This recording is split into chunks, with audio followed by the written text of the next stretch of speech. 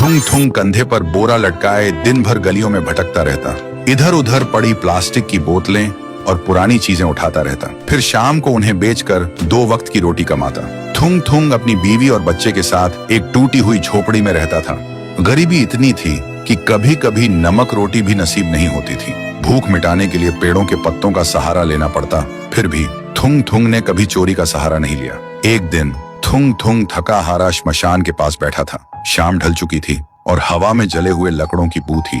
तभी उसे मिट्टी के नीचे से हल्की सी रोशनी चमकती दिखी। वह धीरे से उठा और मिट्टी खोदने लगा। कुछ ही देर में उसे जमीन के अंदर से एक पुराना सा लोहे का घंटी वाला दिया मिला। जैसे ही उसने उसे उठाया, एक भारी आवाज गूंजी, जो भी इस दिए को जगाएगा उसकी हर इच्छा पूरी होगी, लेकिन बदले में उसकी सबसे प्यारी चीज चली जाएगी। थुंग थुंग का दिल जोर जोर से धड़कने लगा। वह मन ही मन सोचने लगा, सबसे प्यारी चीज मतलब क्या? वह घर लौटा और बीवी को सब बताया। बीवी ने ध्यान से सुना। उसकी आंखों में डर भी था और थोड़ी सी उम्मीद भी। फिर बोली, 3 दिन से बच्चा भूखा है, क्यों ना पहले खाना मांग ले। थुंग थुंग ने कांपते हाथों से दिया जलाया और धीरे से बोला, हे दिए, मेरे भूखे बच्चे के लिए अनाज दे दो, बस पेट भर खाना दे दो। अचानक पूरी झोपड़ी अनाज और रोटियों से भर गई। बीवी खुशी से रो पड़ी।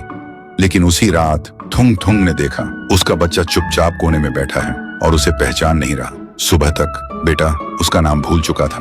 थुंग थुंग टूट गया, लेकिन घर में अनाज था और भूख खत्म हो चुकी थी। उसने खुद को समझाया, बाद में बच्चे का इलाज करवा लूंगा।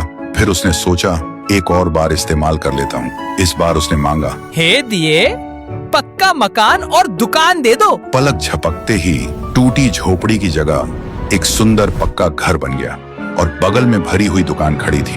थुंग थुंग खुशी से बीवी के पास दौड़ा, लेकिन उसने देखा उसकी बीवी पत्थर की मूर्ति बन चुकी थी।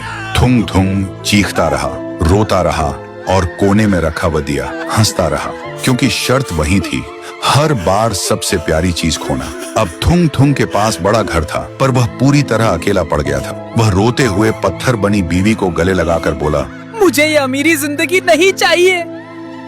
मेरी बीवी और बच्चे को पहले जैसा कर दे, भले ही हम भूखे रहें। दिए की हंसी अचानक रुक गई। एक तेज रोशनी हुई।